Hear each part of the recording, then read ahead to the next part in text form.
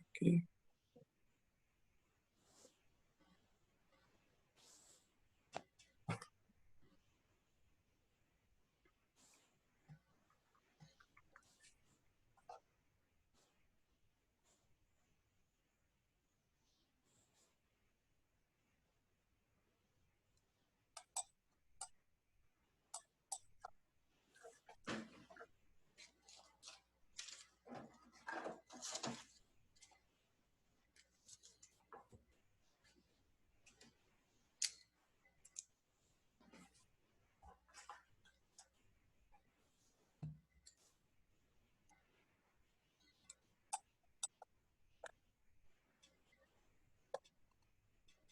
Aquí.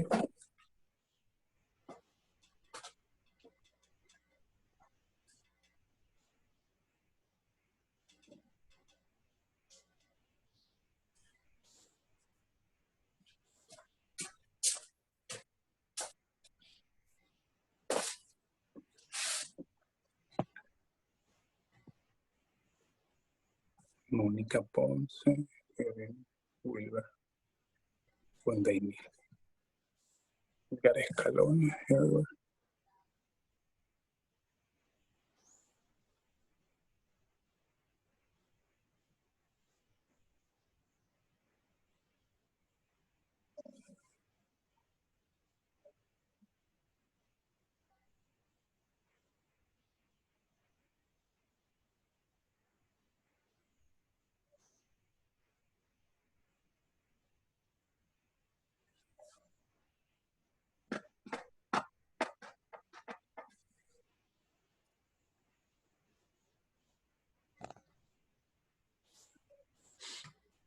En pocos minutos comenzamos. ¿Cuántas personas están participando, William? No sabes. 30. 30. Bueno, pero no hay ni la mitad todavía, ¿no? Correcto, sí. Bueno, entonces vamos a dar unos 5 minutitos mientras se conectan. Hoy también es un día lluvioso y el internet puede estar Sí, un cierto. poco pesado, sobre todo en las áreas montañosas, como en Sí. Saltillo.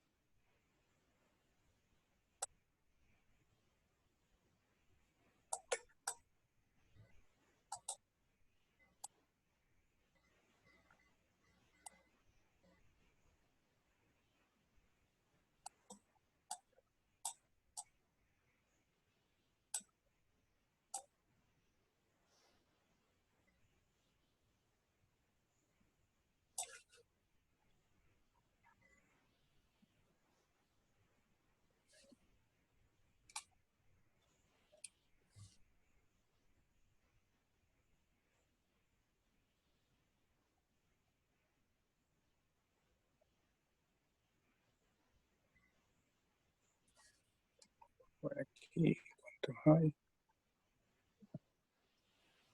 Ya está más. 1, 2, 3, 4, 5, 6, 7, 8, 9, 10, 11. Kingerly Perales. Sí, ya han entrado 3 más desde el último conteo. Sí, Algunos me comentan por el grupo de WhatsApp que van a ver la grabación luego porque su internet está inestable para conectarse. entiendo. Entonces, a las 9:05 podemos comenzar. Perfecto, Faltan perfecto. 4 minutitos.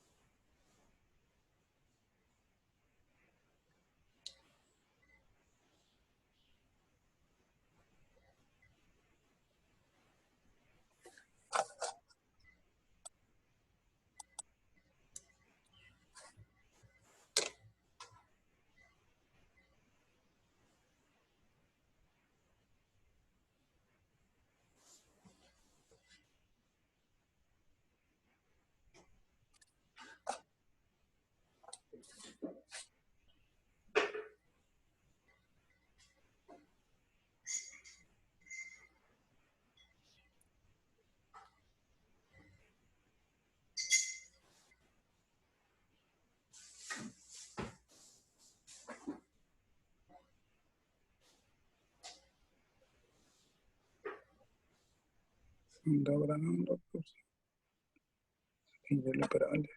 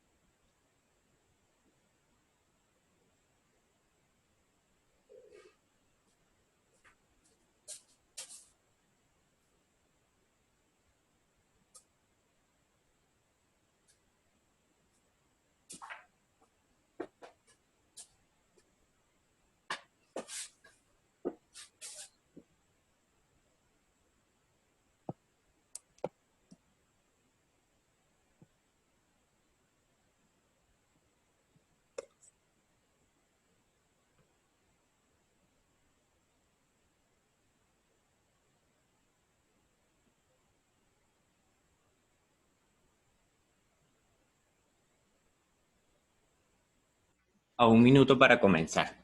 Chévere, perfecto.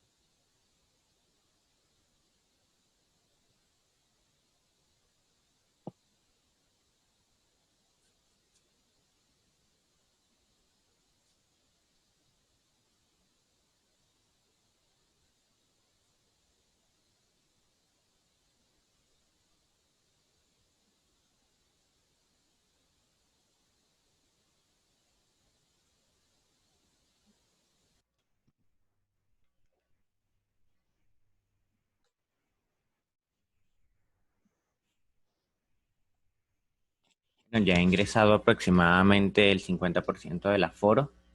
Cuenta. Algunos compañeros ya han manifestado por el grupo que en este momento se encuentran sin conexión a internet, sin embargo, se van a poner al día con la grabación a posteriori.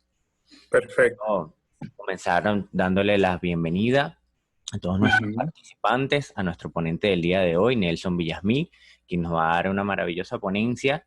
Te las recomiendo porque ya la he visto, del Consejo de Protección, y a los participantes darle una felicitación por llegar a esta última semana de nuestro curso de formación de defensores de niños, niñas y adolescentes, traído acá por el Consejo de Derecho de Niños, Niñas y Adolescentes del municipio de Latillo, presidido por la doctora Mónica Ponce. Agradecer también a todo el equipo que ha hecho esto posible, a nuestros colaboradores, a Fundainil, a UNICEF, a la Alcaldía de Latillo. Sin más, bueno, le doy la bienvenida, estimado Nelson. Adelante, todo suyo a la sala. Chévere. Muy buenos días, mi nombre es Nelson Villasmil, yo soy consejero de protección de niños, niñas y adolescentes en el municipio de Sucre. Y bueno, hoy vamos a conversar sobre los consejos de protección y las medidas de protección. No quería comenzar sin agradecerle a Fundainil, a la Alcaldía de Latillo, al Consejo Municipal de Latillo, a UNICEF, a Mónica y a Wilmer, bueno, por acompañarnos acá en el día de hoy. Hoy yo soy trabajador social de profesión. Me gusta decir la profesión porque muchas personas pues creen que los consejos de protección necesariamente tienen que ser abogados y no es así. Eso lo vamos a ver en la explicación que les vamos a dar ahorita. Entonces, fíjense ustedes, el origen del consejo de protección. La doctrina de la situación irregular equiparaba los conflictos jurídicos con los conflictos sociales. Existía la figura del juez de menores, abogados formados en las escuelas de derecho y especialistas en la interpretación jurídica, con competencias casi universales. Un abogado, pues bueno, manejaba de igual manera los conflictos jurídicos para los cuales fue formado, al igual que los conflictos sociales, ¿no? Entonces, se produce en la doctrina de protección de la situación irregular, existía lo que se conoce como la descentralización, no se transferían competencias a los municipios. La doctrina de la protección integral separa los conflictos jurídicos de los conflictos sociales. Se redefine la función judicial, lo que comúnmente se conoce como la desjudicialización de los procesos. Se fortalecen las competencias jurídicas del Tribunal de Protección de Niños, Niñas y Adolescentes. Se descentralizan los procesos, se transfieren poder, autoridad y recursos del poder central a los estados y municipios, así como las alcaldías pues asumen protagonismo en materia de protección de niños, niñas y adolescentes con la doctrina de protección integral. Se crea... Veo pequeño. ¿Me escucha? Sí, le escuchamos.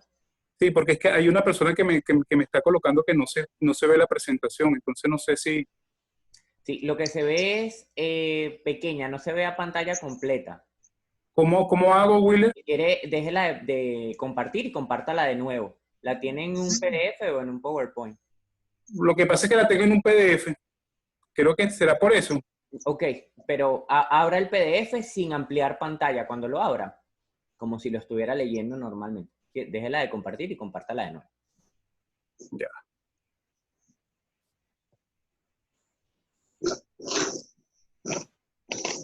La vuelvo a compartir, ¿no? Correcto. Ajá.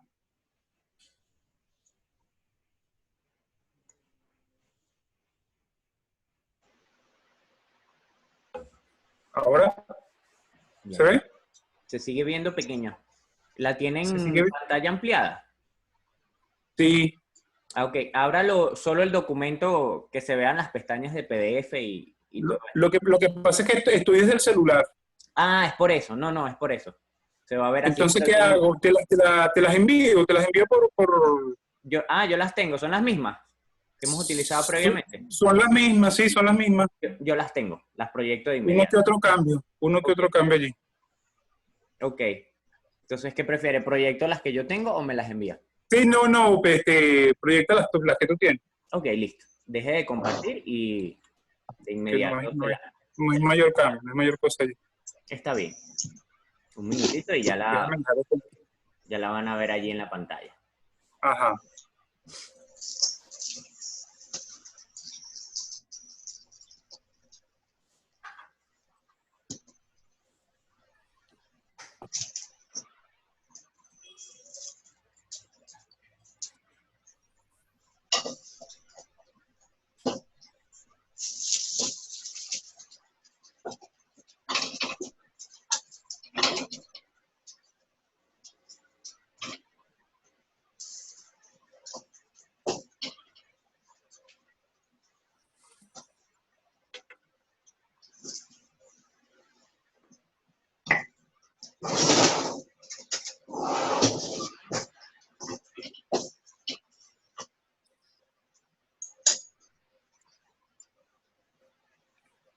Ok.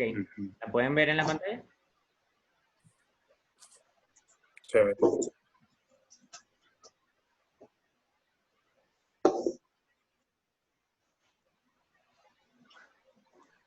Ok. ¿Me confirman que la pueden ver en este momento en la pantalla? Excelente, ya han confirmado que sí se ven. Bueno, Puede continuar, que va a tener entonces, instrucciones para pasarlo. chévere. Entonces, continuamos. La doctrina de la situación irregular versus la doctrina de protección integral. Entonces, fíjense, la doctrina de protección integral separa los conflictos jurídicos de los conflictos sociales. Se redefine la función judicial, lo que comúnmente se conoce como desjudicialización. Se fortalecen las competencias del Tribunal de Protección de Niños, Niñas y Adolescentes. Se produce la descentralización a los estados y municipios. Se transfieren poder, autoridad y recursos del poder central a los estados y municipios. Se crea la nueva figura para atender los conflictos de índole social a nivel municipal, que son los consejos de protección, que, como les decía anteriormente, no necesariamente tienen que ser abogados formados en derecho, sino un equipo multidisciplinario formado por psicólogos, trabajadores sociales, psicólogos, psiquiatras, sociólogos, psicopedagogos, docentes.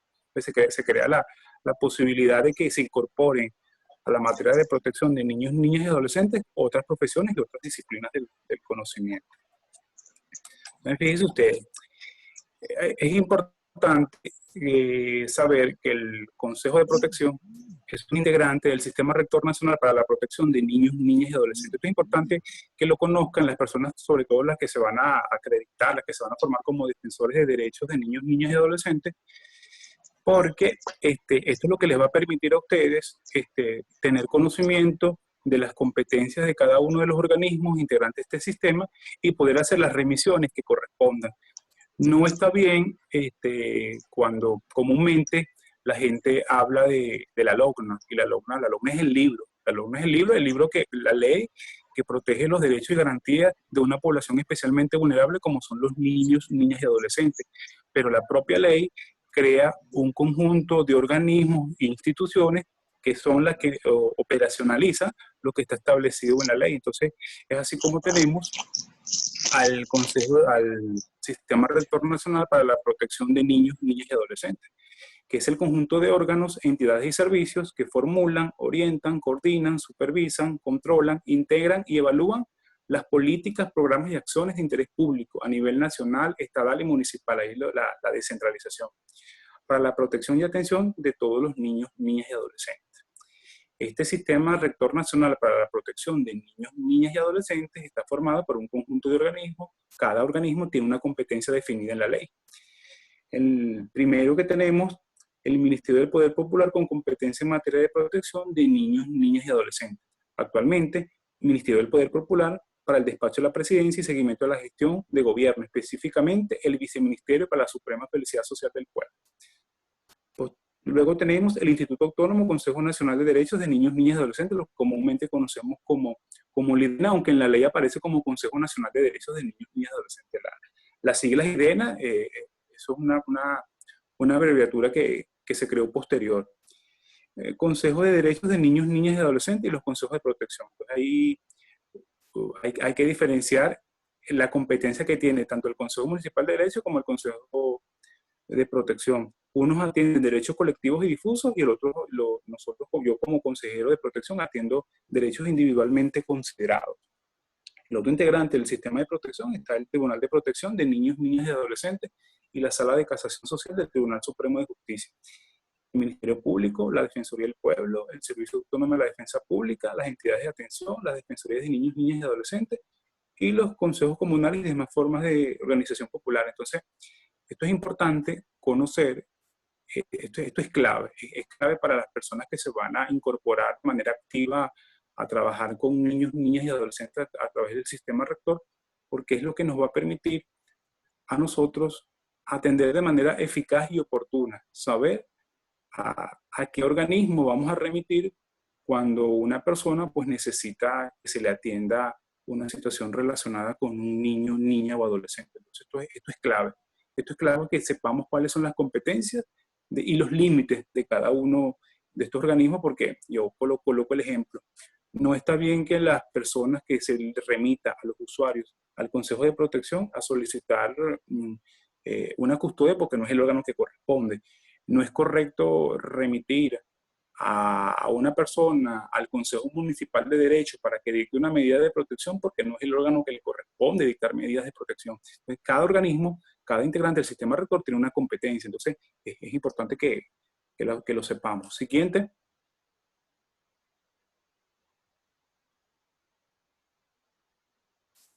Vamos con la definición de consejos de protección, ¿se ve? Sí. Ajá. Definición. Los consejos de protección de niños, niñas y adolescentes son los órganos administrativos que en cada municipio y por mandato de la sociedad se encargan de asegurar la protección en caso de amenaza o violación a los derechos y garantías de los niños, niñas y adolescentes. Aquí también es clave las dos palabras, amenaza o violación. Para que el Consejo de Protección pueda intervenir en un asunto relacionado con niños, niñas y adolescentes, tiene que existir una amenaza o violación a los derechos y garantías individualmente considerados. Esto es importante. Tenemos que, porque entonces, eso es lo que diferencia una de las competencias entre el Consejo Municipal de Derechos y el Consejo de Protección, que es la atención a derechos y garantías de niños, niñas y adolescentes individualmente considerados. Pueden ser un colectivo, pero los tengo que identificar. Pedro, María, Juan, las edades, su cédula de identidad, tenerlos plenamente individualizados. Si no los puedo individualizar, pues tengo que remitirlo al Consejo Municipal de Derecho para que el Consejo Municipal de Derecho, de acuerdo a sus competencias en cuanto a derechos colectivos y difusos, pues intervenga y actúe conforme a sus atribuciones establecidas en la ley. Estos consejos de protección son permanentes y tendrán autonomía en el ejercicio de las atribuciones previstas en la ley y demás normas del ordenamiento jurídico. Todas las decisiones que se tomen en el Consejo de Protección como cuerpo colegiado son realizadas en base a su autonomía en el ejercicio de su función de consejero. Eso es importante también aclararlo. No es que nosotros somos autónomos al 100%, no, somos autónomos en el ejercicio de nuestra función como consejero. Las decisiones que tomemos con relación a la amenaza o violación de un niño, niña o adolescente van a ser realizadas de manera autónoma conforme a lo establecido en la ley orgánica. Siguiente.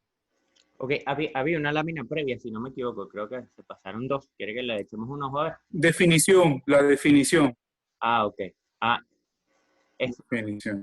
Esa ya la pasamos. excelente. Entonces estamos ya en carácter de sus integrantes. Ajá. Carácter de sus integrantes, correcto.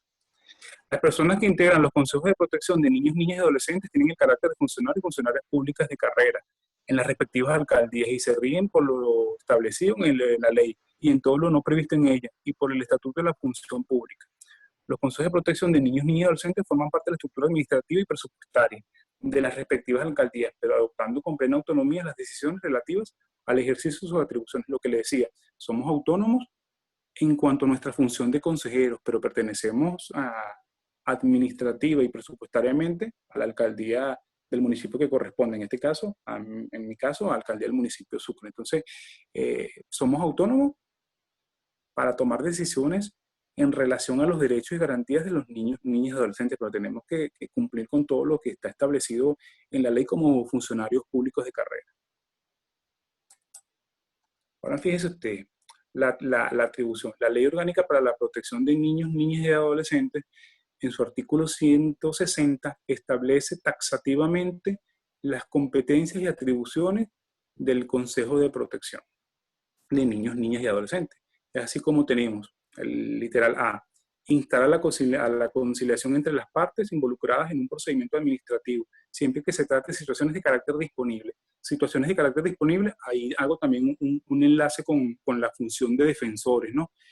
El defensor y el consejero va a conciliar aquellas situaciones que sean de carácter disponible, es decir, que se puedan someter a la conciliación. No podemos someter a la conciliación un abuso sexual, un trato cruel.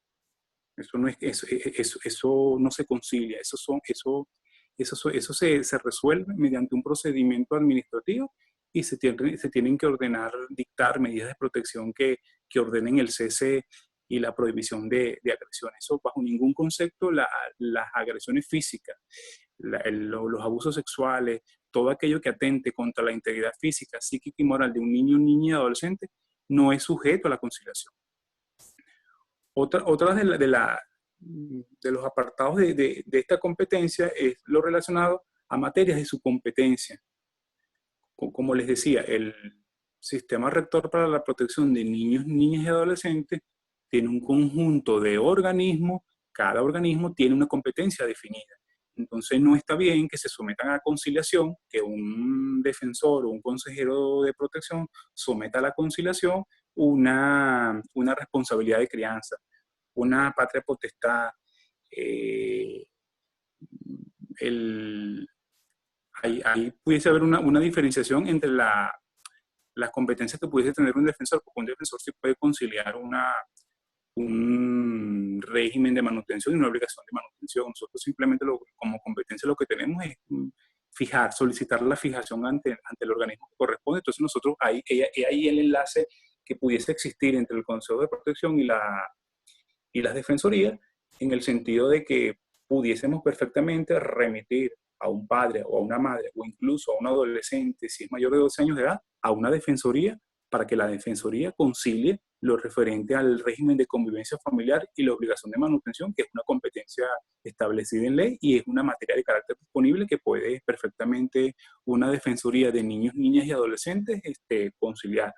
Otra de las áreas de los asuntos que pudiese conciliar un defensor tiene que ver con el derecho a la identidad, ¿no? Un padre que acude a una defensoría a solicitar que se le permita el reconocimiento paterno de su hijo, ¿no? Entonces ahí el defensor pues inicia su procedimiento y cita a las partes. Es importante aclarar que el defensor no tiene poder coercitivo, es decir, no impone, siempre va a tratar de conciliar y que las partes lleguen a un acuerdo. Esa posibilidad de ordenar al padre a que reconozca, a establecer la filiación legal de ese niño con su padre, eso no tiene posibilidades, sino a través de la conciliación. Y si este padre o esta madre se niega a, a permitir que su hijo lleve los apellidos del padre, bueno, ahí lo que cabe es solicitarle al Tribunal de Protección la intervención para que ellos allí, a través del procedimiento establecido en ley, pues fijen lo que es la afiliación legal de ese niño, niña o adolescente. Entonces, fíjense, las competencias, la conciliación tiene materias de carácter disponible y que sean de competencia del organismo que está conciliando. El otro punto, el apartado B, dictar las medidas de protección, excepto la adopción y la colocación familiar, que son exclusivas del Tribunal de Protección. No está bien que se acuda a un consejo de protección a solicitar una colocación familiar o una adopción, porque ya está claro de que no corresponde, no le corresponde al organismo. Eso sería una atribución del Tribunal de Protección. Y dictar las medidas de protección, eso tiene que ver con el inicio de un procedimiento administrativo, y para que esas medidas de protección se puedan dictar y se puedan hacer valer, pues bueno, tiene que constatarse que hay una amenaza o violación a los derechos y garantías de un niño, niña, adolescente. De lo contrario, las medidas de protección no se pueden dictar porque no habría asunto sobre el cual versarse las medidas. La otra atribución es el literal C, ejecutar sus medidas de protección y decisiones administrativas, pudiendo para ello requerir servicios públicos o el uso de la fuerza pública, o la inclusión de un niño, niña o adolescente en su familia en uno o varios de los programas. Esto tiene también importancia porque una de las atribuciones que tienen los consejos de protección es dictar sus medidas, pero también ejecutarlas. Cuando la persona pues no manifiesta poco interés o rechazo en cumplir la orden que el Consejo de Protección emitió. Entonces, ¿qué es lo que hace el Consejo de Protección? Bueno, solicita el apoyo de los cuerpos policiales para que se haga efectiva esa medida de protección, su obligatorio cumplimiento. Entonces, allí como tenemos que, bueno, si de repente el Consejo de Protección dictó una separación del entorno al padre porque agredió, porque abusó sexualmente de su hijo y este se niega a salir del hogar, bueno, el Consejo de Protección tiene la posibilidad de solicitar el apoyo policial para trasladarse hasta la vivienda, hasta la residencia de ese niño, niña o adolescente y, bueno, ejecutar la medida, ordenarle a la persona victimaria, al agresor, que salga del inmueble. Eso también puede ocurrir cuando se dicta una medida de abrigo y, bueno, el Consejo de Protección se tiene que trasladar al sector, a la vivienda de ese niño, niña, adolescente para protegerlo. Entonces ahí eso es importante porque tenemos la posibilidad de utilizar la fuerza, cosa que no ocurre con el Tribunal de Protección, ¿no? Porque el Tribunal de Protección dicta una sentencia y, bueno, tiene que esperar posteriormente a que se ejecute, ¿no? Nosotros podemos dictar la medida inmediatamente ejecutar. Tenemos esa competencia y es lo que hace que el procedimiento establecido en la ley para los consejos de protección sea un poco más expedito en cuanto a la resolución de los casos. Se resuelven de manera más expedita, menos burocrático, que es la naturaleza del organismo, evitar lo burocrático y lo que les planteaba al principio, de judicializar los procesos, que los procesos con niños, niñas y adolescentes se resuelvan de la manera más expedita posible en atención a sus derechos y garantías. El literal de llevar un registro de control y referencia de los niños, niñas y adolescentes o su familia a quienes se le haya aplicado medidas de protección. Todos los casos en el Consejo de Protección hay un registro. Hay un registro al momento de que se presente alguna situación. Ese registro no está automatizado. Es un registro que se lleva en un libro diario, de estos libros de acta. Entonces eso hace un poco también complejo la tecnología no ha llegado a ese punto. Es un libro escrito a mano y bueno, donde se registra todas las atenciones que realiza el Consejo de Protección y las medidas de protección que se han aplicado. ¿Para qué? Porque en algún momento los distintos organismos integrantes del sistema rector pudiesen solicitar información al Consejo de Protección sobre el inicio de un procedimiento administrativo para protegerle los derechos y garantías a determinado niño. Entonces, eso también cumple esa función y cumple la función también, bueno, de llevar las estadísticas y el control de las situaciones que se presenten en el Consejo de Protección. Siguiente, el literal es hacer seguimiento del cumplimiento de las medidas de protección y decisiones administrativas. Aquí también es importante reconocer que esto es una atribución que no se cumple como debería. ¿Por qué? Porque generalmente en los consejos de protección, sobre todo en el que yo estoy, en el municipio de Sucre, anualmente se aperturan entre 800, 1200, aunque últimamente eso ha bajado, ¿no? Pero el promedio eran 1000, 1200, 1300 expedientes al año. Entonces, ahí hay un trámite administrativo, que es el hacerle seguimiento a las medidas de protección, que honestamente es dificultoso hacer por la falta de personal. Entonces, siempre hay una recomendación, una solicitud por parte de la Defensoría del Pueblo, que es el organismo que tiene la competencia de supervisar a los consejos de protección, y es el hecho de hacerle seguimiento a las medidas de protección y a las decisiones que se dictan, pero eso es algo que es muy complicado que se cumpla por la demanda de casos y el poco personal que hay, ¿no? Entonces, ese seguimiento se realiza, pero en casos muy específicos, en casos que efectivamente requieran un seguimiento riguroso, porque el Consejo de Protección no tiene la capacidad. Ojo, no solamente el Consejo de Protección de Niños, Niñas y Adolescentes del municipio de Sucre. Esto es una situación que se presenta en la mayoría de los consejos de protección, porque entonces entramos en disyuntiva, ¿no? O nos dedicamos a realizar el trabajo administrativo que pudiese perfectamente realizar un personal idóneo para ello, o nos dedicamos a la protección a través de las medidas de protección que se dictan.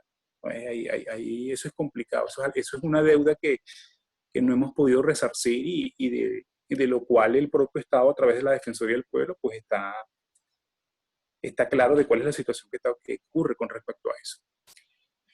Interponer, porque es importante el seguimiento, porque es lo que va a permitir verificar que la medida que se dictó se esté cumpliendo y que esté surgiendo los efectos que se esperan, ¿no? Porque si no queda en letra muerta, es un papel, es un simple papel que la persona firmó y se desconoce si se está o no se está cumpliendo. Entonces es allí la importancia de hacer el seguimiento, que es lo que va a permitir verificar que esa medida de protección que se dictó pues se esté ejecutando y tenga los efectos en ese niño, niña y adolescente, que es proteger sus derechos y garantías. El F, interponer las acciones dirigidas a establecer las sanciones por desacato de sus órdenes y medidas. El artículo 260 de la Ley Orgánica para la Protección, 270, perdón, de la Ley Orgánica para la Protección de Niños, Niñas y Adolescentes habla del desacato a la autoridad. Entonces menciona que cuando una persona, un ciudadano, incumpla con las medidas de protección dictadas, con las órdenes y decisiones dictadas por el Consejo de Protección, por el Ministerio Público, por el Tribunal de Protección, pues entraría en lo que se califica como desacato a la autoridad, el cual es sancionado y penado con prisión de 6 meses a 2 años. Entonces allí, si nosotros en ese seguimiento, que es de la importancia de hacerle el seguimiento, ¿no? Evidenciamos que esa persona no está cumpliendo la medida de protección, pues tenemos la posibilidad, no nosotros de sancionarlo, porque nosotros no somos un organismo que protege, eso es importante también aclarar. El Consejo de Protección es un organismo cuya naturaleza es proteger los derechos y garantías de los niños, niñas y adolescentes. Cuando una persona pretende que el Consejo de Protección sancione, pues eso es sancione al agresor o sancione a un niño, un niña, adolescente, eso es imposible de que ocurra porque la naturaleza del organismo no es sancionar, no somos un organismo coercitivo en ese sentido, somos un organismo que protege, las acciones van a ir dirigidas a proteger. Entonces, cuando la persona pues no no cumple con la medida de protección, con la orden dictada, con la decisión dictada, pues bueno, solicitamos al Ministerio Público que interponga las acciones, que investigue para establecer si la persona incurrió o no incurrió en desacato a la autoridad. No nos corresponde a nosotros establecer el desacato. El desacato lo establece el Ministerio Público a través de una investigación que ellos realizan. La otra atribución es el literal H. Expedir las autorizaciones para viajar de niños, niñas y adolescentes dentro y fuera del país, cuando dicho traslado se realice en compañía de su padre, madre, representante o responsables, excepto cuando haya desacuerdo entre estos últimos, en cuyo caso decidirá el juez. Aquí es importante aclarar, el Consejo de Protección no autoriza el viaje de los niños, niñas y adolescentes. Es una competencia única y exclusiva de papá y mamá.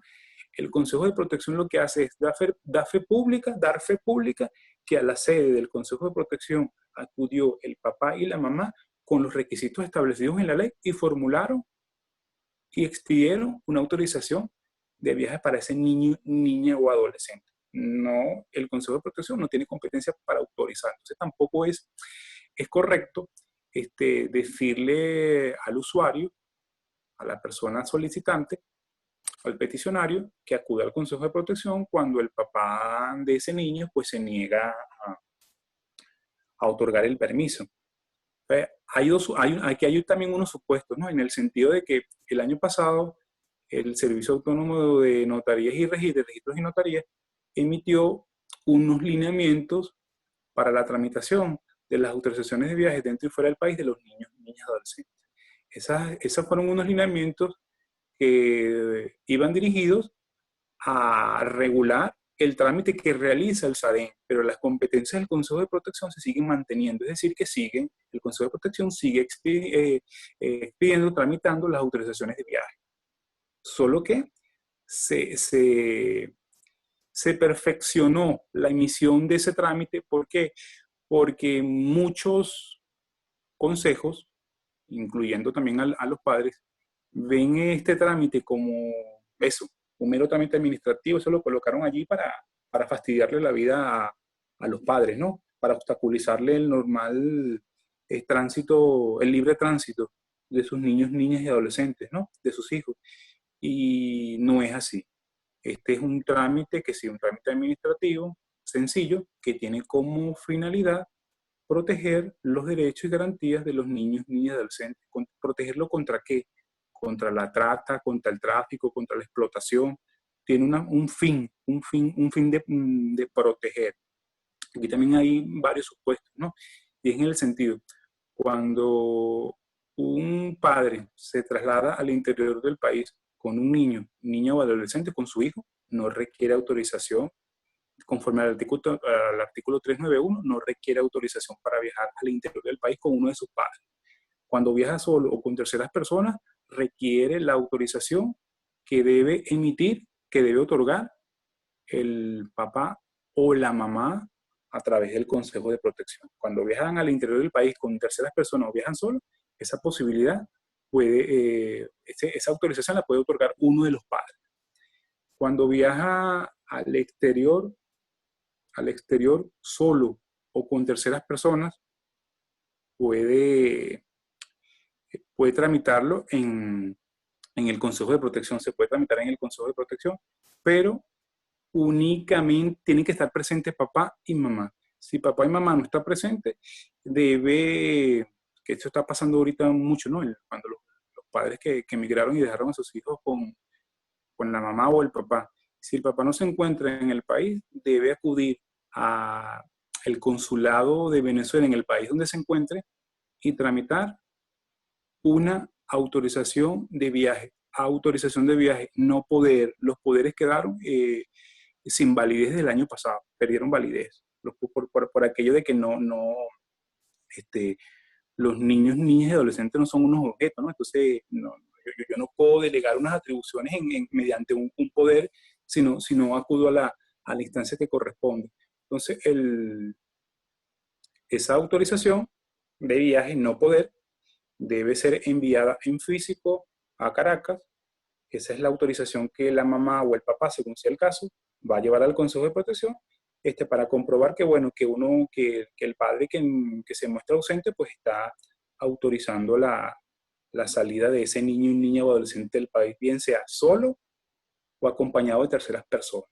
Aquí es importante también aclarar que el Consejo de Protección emite la autorización de viaje única y exclusivamente cuando el estatus migratorio es turista, cuando va a viajar como turista. Es decir, que va a viajar con boleto de ida y regreso, que muestra que tiene boleto de ida y boleto de regreso, que tiene fecha de ida y fecha de regreso. Y que cumple con los requisitos establecidos en el país receptor, sobre todo en el caso de que sea un país que pida, que solicite la visa para ingresar a su territorio.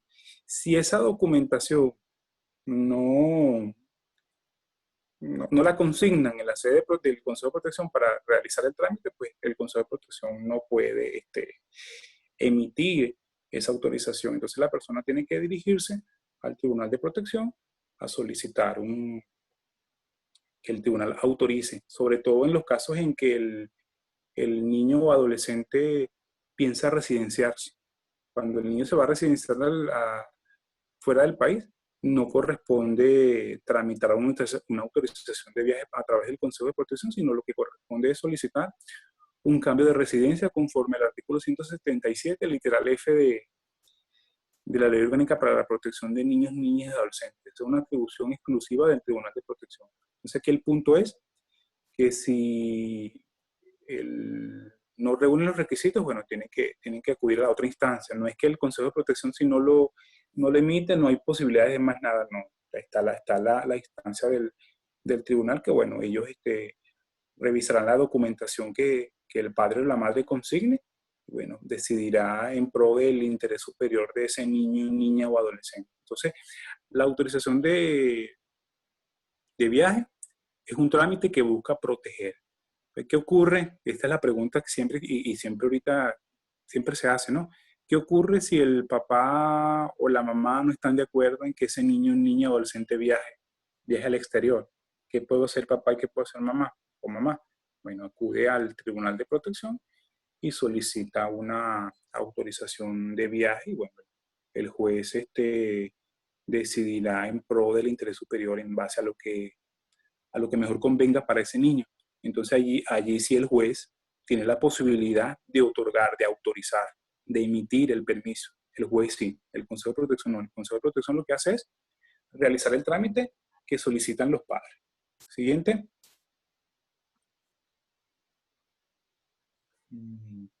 Aquí está.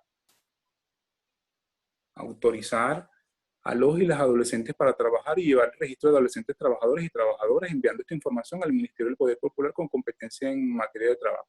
Aquí también es importante aclarar que este es un trámite que busca proteger los derechos y garantías de los niños, niñas y adolescentes. El convenio 138 de la OIT, que establece la edad mínima para trabajar, la establece a partir de los 15 años de edad. En Venezuela, por situaciones de índole social o características específicas del país, la edad mínima para trabajar se adquiere a partir de los 14 años de edad. ¿Qué quiere decir esto? Un adolescente que tiene 14 años de edad, puede acudir al Consejo de Protección a registrarse como adolescente trabajador a partir de los 14 años de edad. Comienza a ejercerse este derecho. A partir de los 14 años de edad, los adolescentes pueden hacer ejercicio de este derecho. No es una autorización, es un registro. Consignan una serie de requisitos se registran y se emite una credencial. Se emite una credencial de adolescente trabajador. El único requisito acá, casi que sine qua non, es que haya un equilibrio entre el derecho a la educación y el derecho al trabajo. Tanto la OIT como UNICEF promueven que se eleve la edad mínima para trabajar, es decir, que de 15 pase a 16, de 16 pase a 17, hasta que los adolescentes no tengan edad mínima para trabajar, es decir, que no puedan incorporarse al mercado laboral, porque la intención no es promover la incorporación de los adolescentes al mercado laboral, no, la intención es que los adolescentes se dediquen a lo que les corresponde, que es al estudio, estudiarse y prepararse para poder tener autonomía e independencia cuando adquieran la mayoría de edad. Entonces, bajo ningún concepto, los órganos del sistema de protección promueven la incorporación de los niños, niñas y adolescentes al mercado laboral. Solo que, bueno, por las características de cada país, se estableció como edad mínima para, según la OIT, repito, 15 años de edad, la población económicamente activa. En Venezuela es a partir de los 14 años de edad. Aquí hay otros supuestos, ¿no? ¿Qué ocurre con los adolescentes menores de 14? Porque aquí hay tres grupos etarios, tres grupos. Los mayores de 14 que se registran y se les otorga la credencial de adolescente trabajador. Los menores de 14, existe la posibilidad de que el Consejo de Protección, una vez evaluado el caso, autorice, allí sí va a autorizar el Consejo de Protección, va a autorizar a que ese adolescente menor de 14 hasta 12 se incorpore al mercado laboral. Eso va a depender de las circunstancias, las características. Generalmente eso ocurre, hay unas escuelas de capacitación para niños para adolescentes con discapacidad, entonces generalmente piden porque, que van a ser empaquetadores, que van a hacer trabajo más que todo de índole manual. Entonces, en esos casos, pues uno evalúa y ve la posibilidad de otorgar esa autorización, asumiendo de que, bueno, que eso les va a otorgar a estos niños, en estos casos con condición especial, con algún, por lo menos síndrome de Down dentro del espectro autista, la posibilidad de que se incorporen al mercado laboral y, bueno, siempre velando que el dinero que obtienen de su trabajo sea utilizado por ellos mismos y no sean explotados por sus padres, por algún familiar o incluso por el mismo empleador. Entonces ahí en esos casos se puede evaluar la posibilidad que el Consejo de Protección autorice a los niños que están por debajo a los adolescentes que están por debajo de 14 hasta 12. Y está el otro supuesto de los niños que están por debajo de 12 años de edad, de los 12 años de edad, de 0 a 12. Y es la posibilidad también de que el Consejo de Protección tiene de autorizarlos a que realicen única y exclusivamente actividades artísticas y culturales. Únicamente existe la posibilidad de que los niños de 0 a 12 años de edad se incorporen al mercado laboral, sí, pero para realizar actividades artísticas y culturales. Grabar comerciales, grabar una película, participar en una telenovela, participar en un desfile de moda, en una campaña publicitaria. Situaciones específicas y durante un tiempo determinado. Entonces hay tres supuestos. Los niños de 0 a 12, los adolescentes de 12 a 14 y los adolescentes de 14 a 18 años de edad. Entonces ahí eso es importante. Y bueno, ese es un trámite que busca ¿qué? Evitar la explotación, y ahí el convenio 185 habla de las peores formas de trabajo infantil, ¿no? Entonces la intención es que los niños y adolescentes no se incorporen al mercado laboral. La tendencia es a elevar la edad mínima y como ocurre con la responsabilidad penal, pues de que lo que se espera es que los adolescentes no tengan responsabilidad penal y los niños y adolescentes pues no puedan incorporarse al mercado laboral. De hecho, esa es una de las recomendaciones de la OIT y de UNICEF, en el sentido de elevar. Ningún organismo, eso es importante, ningún organismo, si podemos retrasar la incorporación de ese adolescente al mercado laboral, aún teniendo 14 años de edad, aún cumpliendo con el requisito, si lo podemos atrasar, perfectamente válido, porque lo que queremos es que ese muchacho estudie, logre su nivel de educación obligatorio, que sería el bachillerato, y posteriormente, bueno, él decida qué hacer con su vida luego de de tener aprobado el grado mínimo que sería el bachillerato. Siguiente. ¿Se escucha? Sí, Vamos con los solo procedimientos que tenía el administrativos. micrófono desactivado. Los procedimientos administrativos. Siguiente.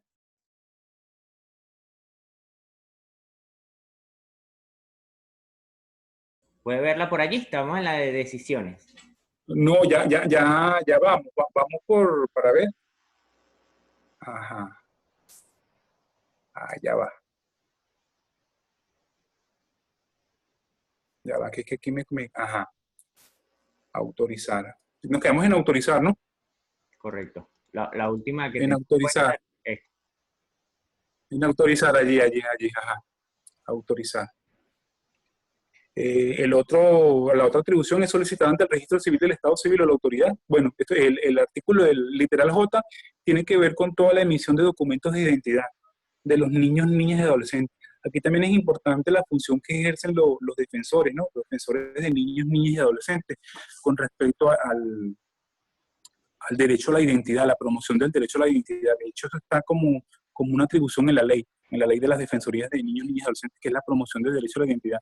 Todo lo que tenga que ver con la expedición de actas de nacimiento, de cédula de identidad, de reconocimientos paternos, bueno, esa es una posibilidad que los defensores tienen de conciliar, de solicitar y de garantizar, de restituir, en algunos casos de restituir, en otros casos de preservar los derechos, el derecho a la identidad. En el caso de nosotros como consejeros, bueno, tenemos la posibilidad de solicitarle a los organismos del Estado la emisión de lo que es actas de nacimiento, cédulas de identidad. Lo que no tenemos competencia es con el tema anteriormente la teníamos, pero con todo este tema migratorio se fue reduciendo la competencia y bueno, no tenemos competencia para solicitar lo que tenga que ver con trámites de pasaporte, aunque ese es un derecho a la identidad, esa es una atribución que en estos momentos está manejando el Tribunal de Protección. Entonces, si hay algún problema con algún pasaporte que no se quiere entregar, que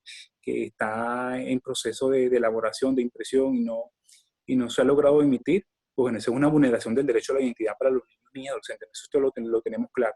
Solo que no le corresponde al Consejo de Protección ni a las defensorías solicitarle a los organismos del Estado la expedición del pasaporte.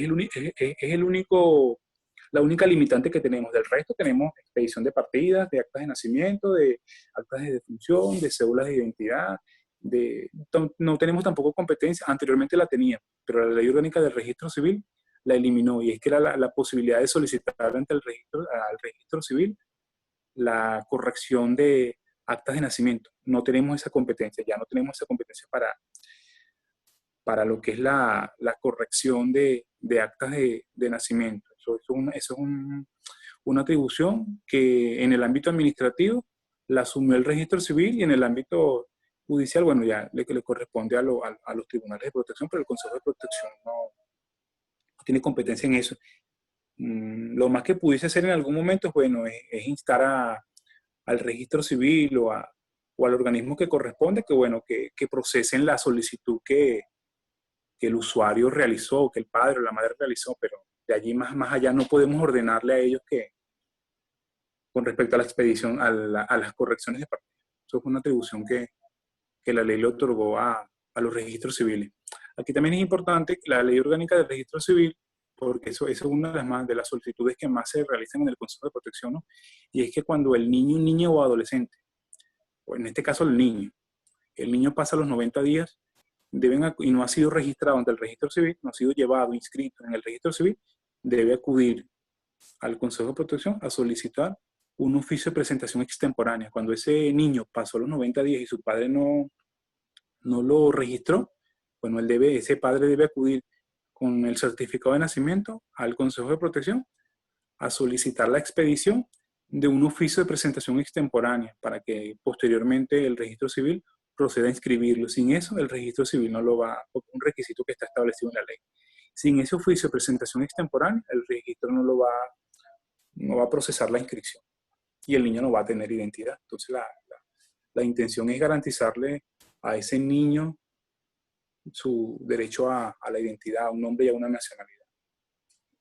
Esa es una atribución que perfectamente también pueden manejar las defensorías de niños, niñas y adolescentes. El derecho a la identidad me refiero. Solicitar la declaración, la declaratoria de la protección de la patria potestad, bueno, eso es cuando las personas, cuando hay un procedimiento en el Consejo de Protección y se considera que ese padre entró en los causales, que fue sistemático, que fue continuo, que ha sido de manera reiterativa, que ese niño fue expuesto al abuso sexual, que fue expuesto al trato cruel, que su mamá lo permitió, que su mamá ha sido negligente. Entonces, si el padre entra en uno de estos causales, el padre y la madre, pues bueno, el Consejo de Protección tiene la posibilidad de solicitarle a los organismos competentes, Ministerio Público y Tribunal de Protección, solicitarle la privación de la patria potestad y bueno, el organismo, conforme a sus atribuciones y a su procedimiento, hará lo que corresponda en ese caso. La otra atribución que tiene que ver mucho con la competencia de las defensorías de niños, niñas y adolescentes es solicitar la fijación de obligación de manutención y régimen de convivencia familiar. Si en un procedimiento administrativo el Consejo de Protección evidencia que hay una amenaza o violación al derecho al nivel de vida adecuado, que es el que incluye lo que es la parte de manutención, alimentación, vestido, calzado, vivienda, bueno, el Consejo de Protección tiene la posibilidad de remitir a ese padre o a esa madre, o a ambos incluso, a una defensoría de niños, niñas y adolescentes para que a través del proceso conciliatorio establecido en la ley para las defensorías, pues bueno, se logre fijar de manera conciliatoria, de mutuo acuerdo. Recuérdense que las defensorías no imponen, no son coercitivas, sino a través de la conciliación, pues bueno, se logre fijar la obligación de manutención y el régimen de convivencia familiar, cuyo objetivo es proteger los derechos y garantías de ese niño, niña o adolescente. Entonces eso tiene una finalidad. Muchas veces los consejeros lo que hacemos es remitimos a la defensoría para que la defensoría pues canalice eso. Es imposible realizarlo a través de la conciliación, bueno, está la parte de acudir a la instancia judicial para que la instancia judicial, pues una vez agotada la mediación, porque el tribunal también va a mediar entre las partes para que se logre un acuerdo, solo que bueno, que no se llegó a través de la conciliación, el tribunal tiene la posibilidad de activarse y hacer valer sus competencias. Importante con el tema de la conciliación. Para que un defensor pueda conciliar, tiene que conocer la materia que está conciliando, ¿no? En este caso, derechos y garantías de niños, niñas y adolescentes. Porque en la conciliación, el defensor tiene la posibilidad de generar propuestas a las personas que están interviniendo, a las personas que están en conflicto. Propuestas, son propuestas, no son órdenes de obligatorio cumplimiento. El defensor que conoce la materia genera propuestas entre las personas en conflicto para que estas, una vez analizadas las opciones, sean ellos los que decidan. Entonces ahí también es importante saber que el conciliador, la persona que concilia, en este caso el defensor, que nos estamos refiriendo a los defensores, deben tener conocimiento sobre la materia que están conciliando. Si están conciliando indisciplina, bueno, deben de conocer los procesos educativos, deben manejar disciplina positiva, deben conocerse la ley orgánica de educación, en esos casos. Y si están manejando obligación de manutención, bueno, deben conocer lo que está establecido en la ley con respecto a lo que es el régimen de convivencia familiar. Igual con el tema de otra de las áreas que puede perfectamente un defensor conciliar, el tema de la recreación de un niño, niña o adolescente que no le permiten en su comunidad un espacio para la recreación, la cancha está inservible, el condominio no le permite que jueguen en las áreas comunes del edificio. Bueno, el defensor debe tener conocimiento, conocer de la materia que va a conciliar para que esa conciliación pueda hacerse efectiva y tenga resultados positivos para los involucrados. Entonces, vamos con los integrantes, Willer. En cada municipio habrá un consejo de protección de niños, niñas y adolescentes conformado como mínimo por tres integrantes y sus respectivos suplentes, quienes tendrán la condición de consejeros y consejeras de protección de niños, niñas y adolescentes. El reglamento de esta ley establecerá el número de sus integrantes.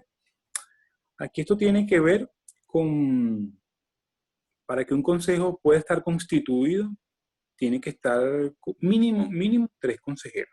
En el municipio de Sucre nosotros somos 9, pero no hay suplentes. No hay suplentes porque y esto es algo que ocurre con la mayoría de los consejos de protección y las alcaldías.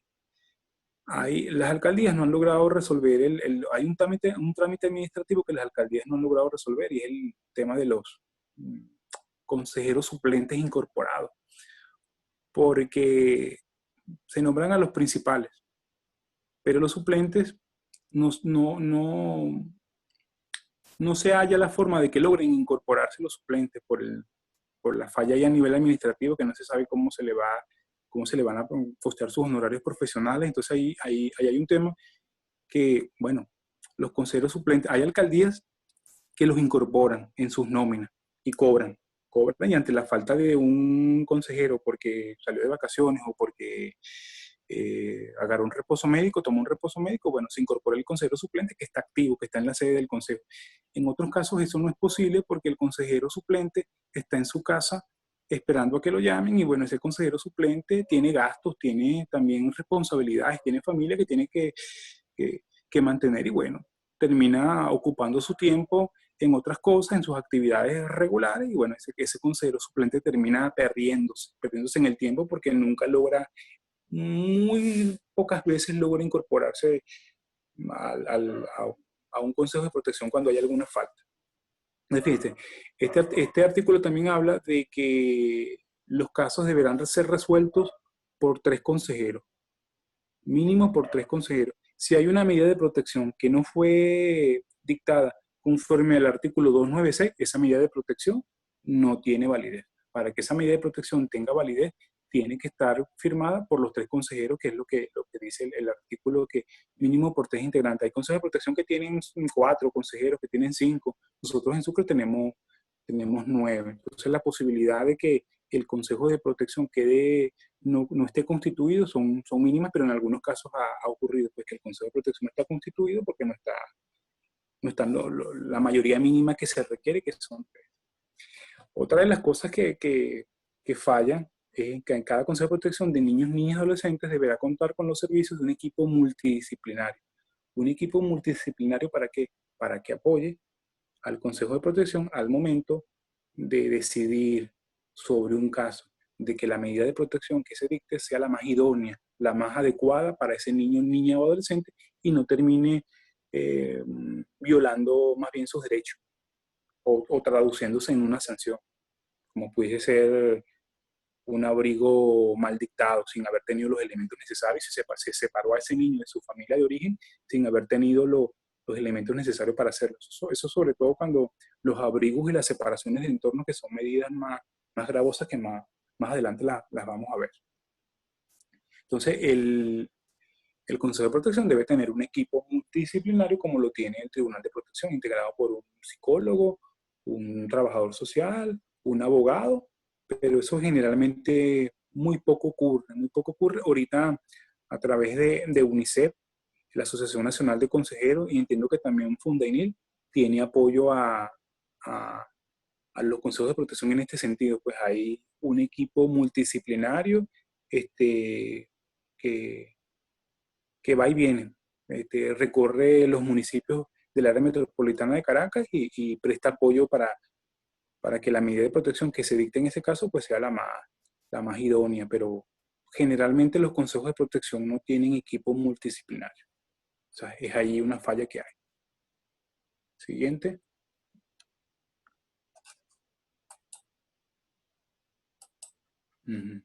Decisiones. Las decisiones del Consejo de Protección de Niños y Adolescentes se tomarán por mayoría. Las medidas de protección de carácter inmediato que se refiere al artículo 296 serán impuestas por el consejero de guardia, quien al día hábil siguiente deberá revisar con los demás integrantes del Consejo de Protección las medidas.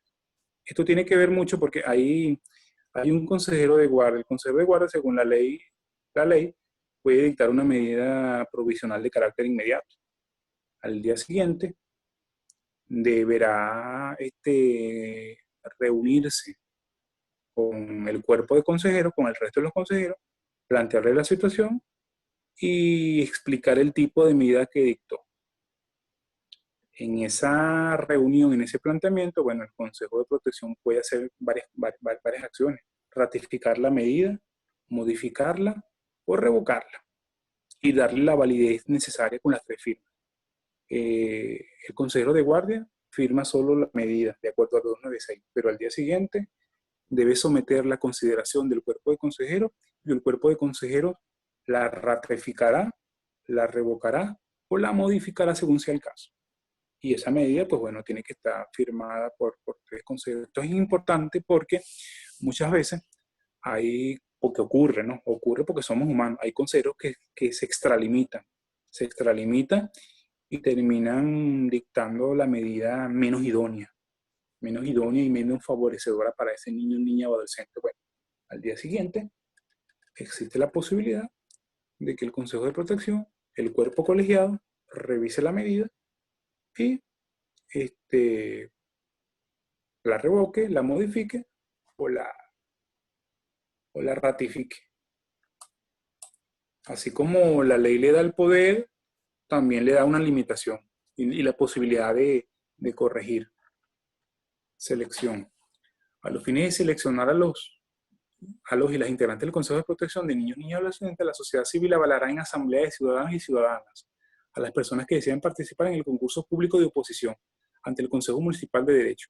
La primera actividad que realiza el Consejo Municipal de Derecho cuando llama a concurso de oposición para seleccionar a los consejeros y consejeras de protección es una asamblea de ciudadanos. En esa asamblea de ciudadanos, el consejero, los participantes se van a presentar a quienes, a la comunidad, a los grupos organizados, quienes avalarán o no su postulación. Puedo decirles, hay un concursante, una persona que está participando en el concurso, un docente, y ese docente tiene iniciado procedimientos administrativos en el Consejo de Protección, fue acusado de violar los derechos y garantías de un niño, niña o adolescente. Bueno, la sociedad civil en asamblea de ciudadanos puede posteriormente iniciar un proceso de impugnación, impugnar los resultados impugnar a esa persona que está participando porque la considera no idónea, considera que esa persona no debería estar participando en el concurso de oposición porque tiene ya unos antecedentes que indican que, bueno, que violó derechos y garantías a niños, niñas y adolescentes. El Consejo Municipal de Derechos de Niños, Niñas y Adolescentes es el órgano competente para establecer los términos de la convocatoria, las condiciones y veredicto del concurso. Serán designados o designadas como consejeros o consejeras de protección las personas que obtengan la mayor calificación, procediendo a ser juramentados por el alcalde. Al momento de efectuarse la selección, bueno, lo que les dije, deben de seleccionarse, porque la ley previó eso, pues la ley previó que pudiese haber una falta temporal del consejero principal. Bueno, se deben elegir los suplentes para que al momento de haber una falta, eso no constituya una amenaza o violación a los derechos de los niños, niñas y adolescentes del municipio respectivo, ¿no? Sino que ante la falta de un consejero, existe la posibilidad de que se incorpore el suplente y el trabajo que se realiza desde el Consejo de Protección se mantenga sin ninguna alteración a lo debido. Requisitos para ser integrante. Eso no aparece en esa lámina, Gilbert, pero yo lo voy a mencionar. Requisitos para ser integrante, para participar y concursar en el concurso de oposición como para consejero. Reconocida idoneidad moral y ética, edad superior a 21 años, residir o trabajar en el respectivo municipio, al igual que los defensores. Trabajar o vivir en el municipio, es un requisito similar. Trabajar o residir en el municipio. Si trabaja en el municipio, debe presentar constancia de trabajo. Si vive en el municipio, debe presentar su carta de residencia. Poseer grado universitario, técnico superior, universitario o bachiller. Aquí a veces la gente oye, pero ¿por qué colocaron como requisito el bachiller? Bueno, la posibilidad de que un bachiller se incorpore al Consejo de Protección existe, solo que, bueno, se establece un baremo y, bueno, terminan participando sociólogos, abogados, trabajadores sociales, psicólogos, educadores, psicopedagogos. Entonces, ese baremo tiene un puntaje y, bueno, quedarán seleccionados como consejeros de protección las personas que obtengan mayor calificación y tengan, recuerden que también como es un concurso de oposición, hay también un puntaje por las credenciales que se tengan, los cursos, los posgrados, la, la, las profesiones que se tengan, y bueno, eso es un puntaje también ahí válido. Entonces, por la preocupación que hay, oye, pero un bachiller, y no crean, hay consejos de protección donde se han incorporado como consejeros personas con grado de instrucción bachiller y no lo han hecho tan mal. Por eso también que requiere unos recursos personales, que hay personas que, bueno, que los tienen, y hay personas que siendo abogados o psicólogos o con profesiones diversas, con posgrados, pues no tienen esos recursos personales y bueno, no, las expectativas con respecto a su profesión terminan no cumpliéndose. Ajá, la aprobación del examen de conocimiento, a lo que les digo, bueno, un bachiller puede tener experiencia con niños, niñas y adolescentes y con la alumna, un abogado, un psicólogo no, y bueno, al momento de presentar la prueba de conocimiento, pues bueno, puede no resultar tan positiva su... No, lo que pasa es que esa lámina, la lámina no está en la que tiene Gilbert, en la que está proyectando, entonces eso lo tengo claro. Bueno, la aprobación del examen previo a través del Consejo Municipal de Derecho. Los requisitos para los y las representantes de los pueblos indígenas, bueno, hay la posibilidad de que se puedan constituir consejos de protección en los pueblos indígenas. Entonces también hay unos requisitos ahí establecidos de acuerdo a las características particulares de cada pueblo indígena. ¿No se escucha? Wilber, ¿se escucha? Sí, sí se escucha. Puede ser inestabilidad en el internet de algunos participantes, porque en este caso... Porque me está diciendo una persona que no se escucha. Sandra me está diciendo que no se escucha. No, Es la Sandra, única que me dice. no, Es la única que me dice. Sandra dice que sí se escucha. La señorita Thais es la que no escucha, aunque ya Sandra dice que sí. Puede ser, Okay. por acá tenemos este usuario y otro monitor y se está escuchando bien. Entonces, en ese caso puede ser una particularidad individual.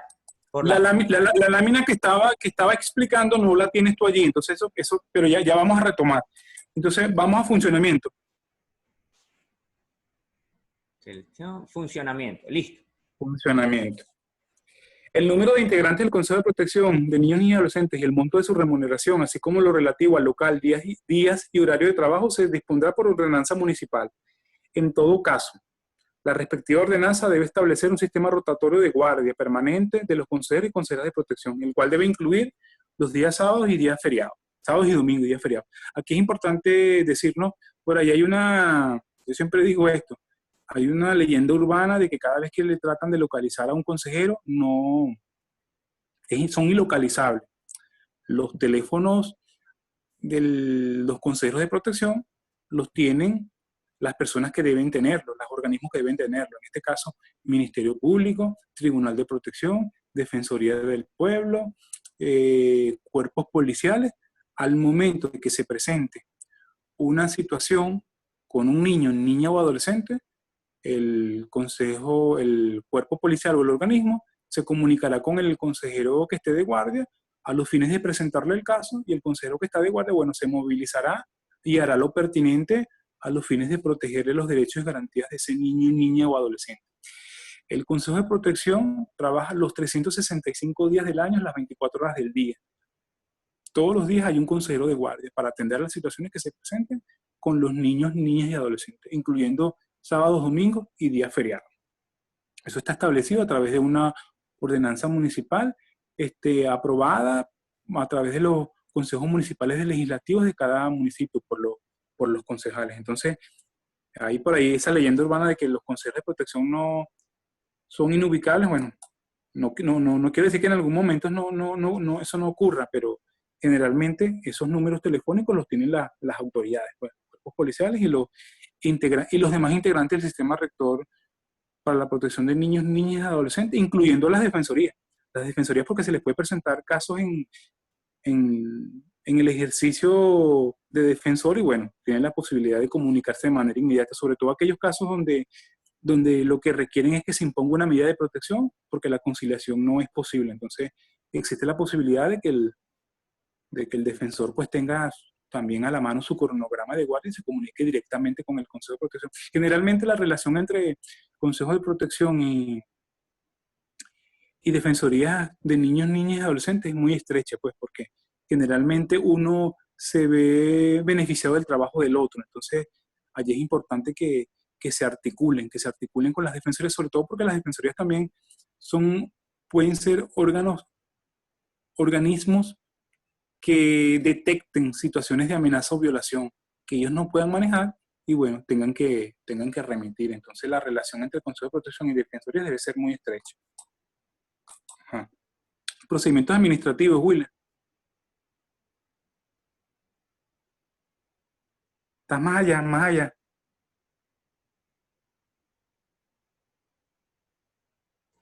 A ver, ¿Me escucha? sí, Más adelante que esto. sí, lo que pasa es que estamos en medidas, no, vamos al Consejo de Protección. Ok. ¿Es más adelante o más atrás? Mm, A ver, a ver. no, porque eso es lo que viene después de las medidas. Ok. Consejo de protección acá. Ajá, Está funcionamiento, luego viene confusiones frecuentes. ajá. Lo que pasa es que yo allí hice una modificación. Vámonos a los procedimientos administrativos. Baja, baja. Ok. Ujú. Porque esa va a ser la segunda parte. Ok. Aquí está. Ajá. Allí, los procedimientos administrativos. Excelente. Ajá, procedimientos administrativos.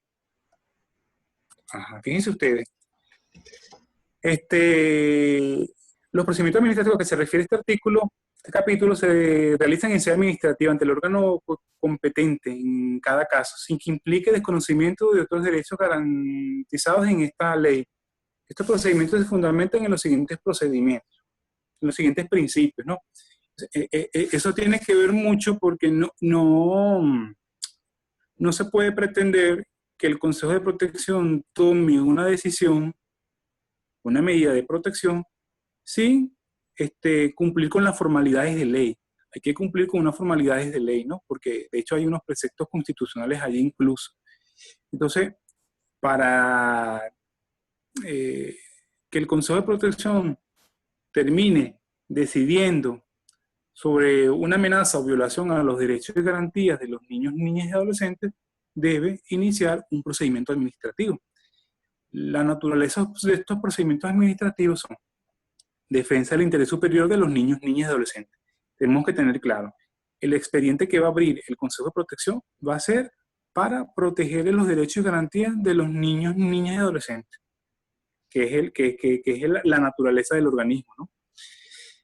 Un procedimiento va celeridad, porque la propia ley, la parte burocrática, recuerda que la naturaleza del organismo es un organismo expedito, que resuelva los casos de la manera más expedita posible, evitando la burocracia, la confidencialidad. Los procedimientos administrativos a los que se refiere este capítulo deben guardar confidencialidad.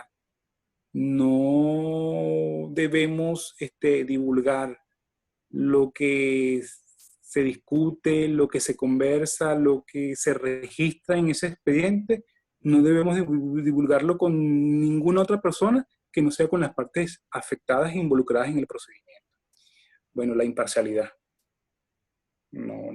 Si el consejero de protección está atendiendo a una persona que conoce, que es vecina, que tiene alguna relación afectiva, alguna relación familiar, pues debe solicitar su cambio, debe de abstenerse, de participar en ese procedimiento porque pudiese en algún momento tomar una decisión no idónea, no favorable para ese niño, niña, adolescente. Entonces debe de apartarse cuando hay relación de amistad, de afectiva, familiar, laboral. Entonces en esos casos el consejero debe de apartarse.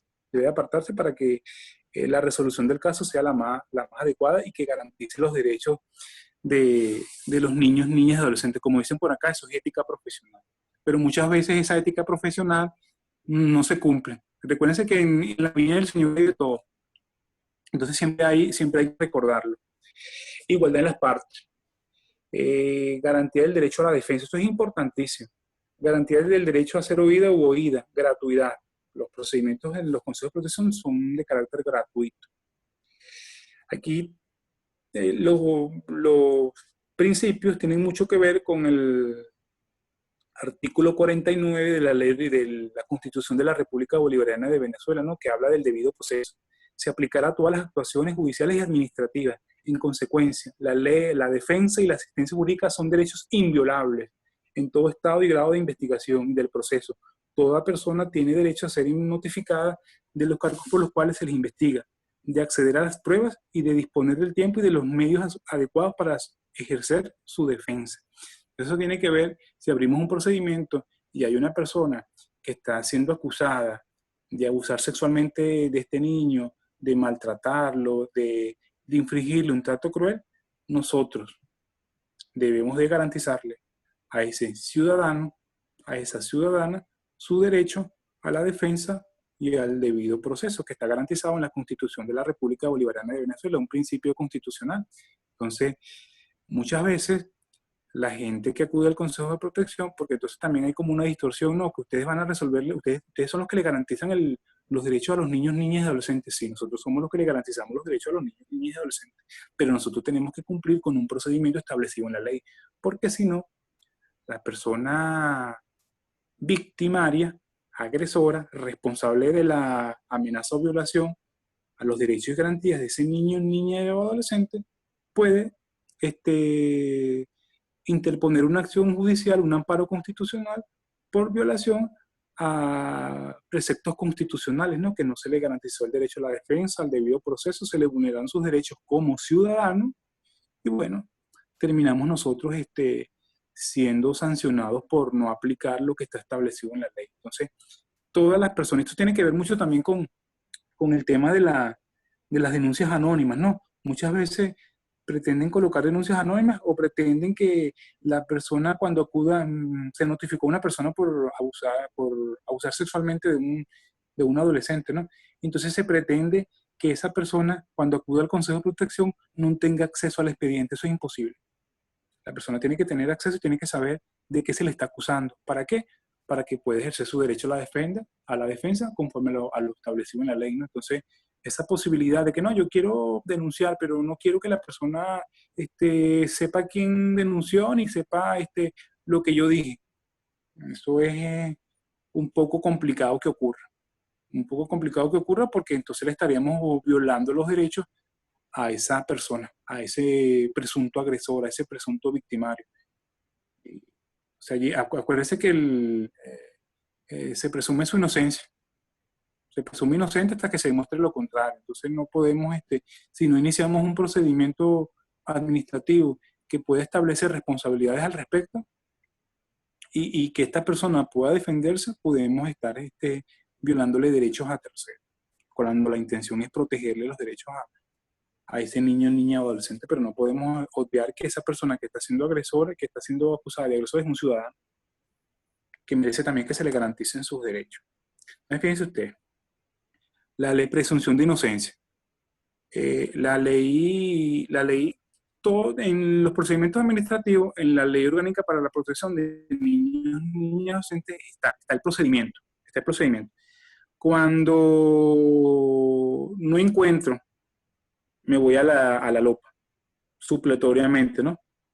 Lo que no logro ubicar en LOGNA, en los procedimientos administrativos, supletoriamente me voy a la Ley Orgánica de Procedimientos Administrativos y ahí podré ahondar sobre el hecho, ¿no? Sobre algún procedimiento que no está establecido en la ley, pero por lo general el procedimiento administrativo está en la propia Ley Orgánica para la Protección de Niños, Niñas y Adolescentes. Eso es muy importante también porque muchas veces acuden, y eso tiene que ver también con los abogados, muchas veces los abogados acuden al Consejo de Protección y un poco en desconocimiento de que todo está en la ley, todo el procedimiento está establecido en la ley, entonces pretenden aplicar procedimientos en derecho penal, en derecho mercantil, y uno dice, ya va, pero es que en la ley el procedimiento está claramente establecido, en los procedimientos administrativos está cuál es el deber de proceder, y cuando no lo encontramos allí, bueno, nos vamos a la Ley Orgánica de Procedimientos Administrativos, pero no está bien, ¿vale? Muchas veces acuden al Consejo de Protección abogados solicitando medidas cautelares,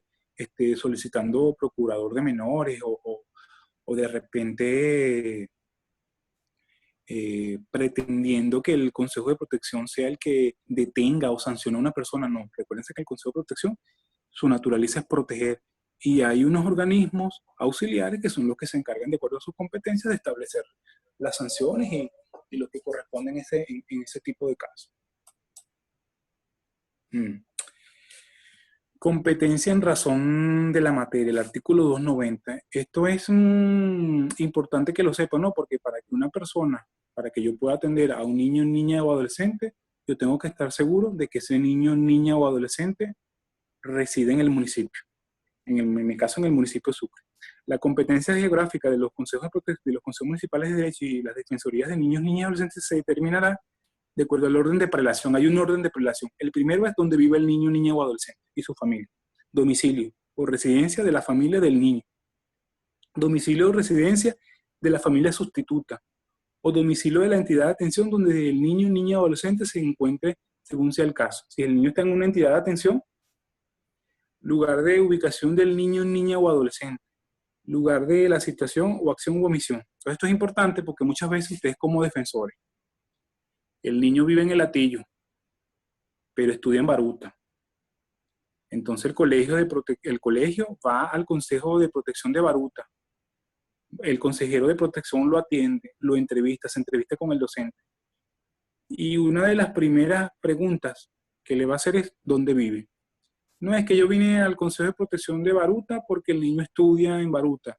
Sí, profesora, pero de acuerdo a la ley, de acuerdo al artículo 290, de acuerdo al orden de prelación, ese caso le corresponde ser resuelto por el municipio donde el niño reside, donde el niño, niña o adolescente reside. Ya usted manifestó que el niño reside en el municipio El Hatillo. Entonces, el Consejo de Protección de Baruta deberá hacerle una remisión al Consejo de Protección del Hatillo explicándole que motivado a que el domicilio de ese niño se encuentre en el municipio de Hatillo, le corresponde ser atendido por el Consejo de Protección del municipio de Hatillo, independientemente donde el niño, niña o adolescente estudie.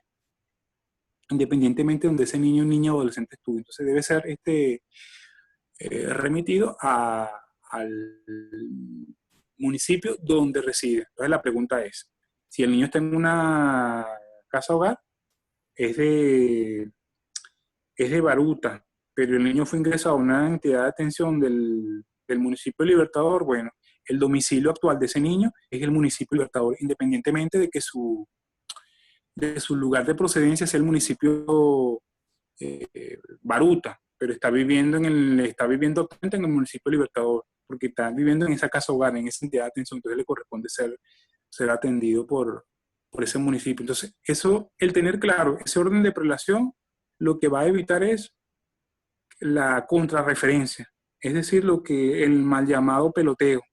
Que no, que me dijeron que aquí, que me dijeron allá. No, si yo estoy orientando a una persona como defensor, ya yo debo saber. La primera pregunta que le voy a hacer al educador, generalmente son los que acuden a las defensorías.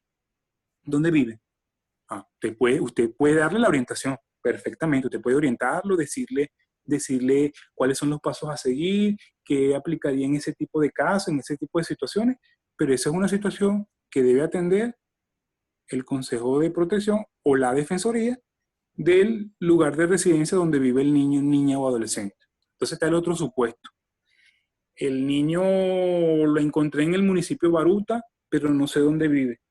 Entonces, como no sé dónde vive, quiere decir que no lo atiendo. No, yo lo voy a atender, yo le voy a garantizar sus derechos. Y en paralelo, voy a tratar de hacer las gestiones para ubicarle el municipio su municipio de origen, el municipio en el cual habita su familia, ¿no? Porque, ¿qué ocurre? Porque este artículo 290, porque en el procedimiento administrativo se van a desprender una serie de actuaciones que el Consejo de Protección no va a poder canalizar porque no está fuera de su jurisdicción. Entonces eso es importante, eso tiene una razón de ser y también va dirigido también al tema de la descentralización, ¿no? De que de que los asuntos deben ser atendidos donde viva el niño, niña o adolescente. Es lo más apropiado, ¿no? Lo que corresponde. No sé, eso tiene allí una razón de ser. Claro, eso genera inconvenientes, sobre todo para los colegios.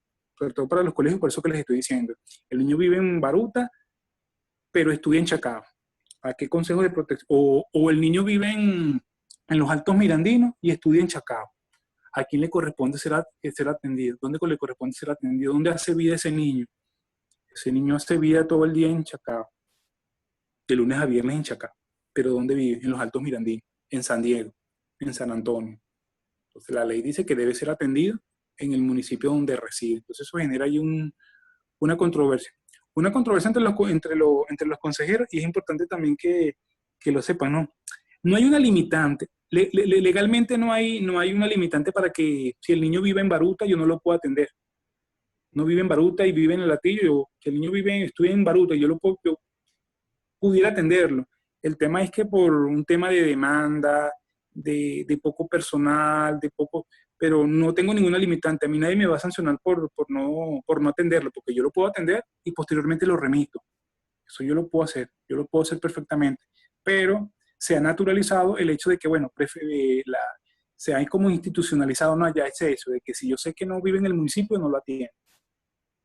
No lo atiendo porque entonces me apego al artículo 290, pero legalmente no me van a sancionar si yo abro un procedimiento y posteriormente lo declino. Tengo que declinarlo porque no me corresponde a mí atenderlo. Lo declino y bueno, el Consejo de Protección que corresponda ratificará, revocará, pero yo pudiese abrirlo, solo que por tema de demanda, de pocos recursos humanos, recursos tecnológicos, materiales, entonces uno se acoge al artículo 290. Artículo 285, obligatoriedad de la denuncia penal. Comprobado en sede administrativa que existen indicios de maltrato o abuso en perjuicio de uno o varios niños, niñas o adolescentes, debe ser presentada en forma inmediata la denuncia penal. No se admitirá acción contra el denunciante o la denunciante. Es un tema de jurisdicción, claro, el 290 es un tema de jurisdicción, eso lo tenemos claro. La obligatoriedad de la denuncia penal. Son dos cosas, y eso también es importante que el defensor lo aclare, ¿no? O en el momento en que vaya a servir de orientación, de orientador, y es que si hay un abuso sexual, a la defensoría le llegó un abuso sexual.